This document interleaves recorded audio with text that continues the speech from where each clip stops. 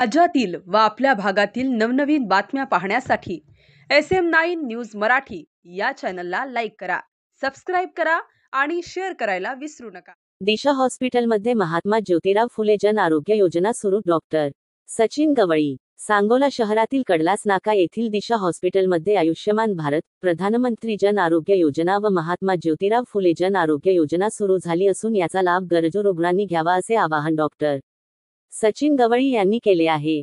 महाराष्ट्र शासनाची ही एक आरोग्य योजना आहे, जी राज्यातील सर्व कुटुंबांना परवडणाऱ्या आरोग्य सेवा पुरवते. या योजनेत प्रति कुटुंब प्रतिवर्षी 5 लाख आरोग्य संरक्षण, तसेच महाराष्ट्र शासनाच्या आयुष्यमान भारत योजनेअंतर्गत 5 लाख रुपयांपर्यंतचे संरक्षण मिळते. ही योजना सर्वसमावेशक असून विविध प्रकारच्या आजारांवर उपचार, शस्त्रक्रिया आणि आवश्यक वैद्यकीय सेवा यांमध्ये मदत करते.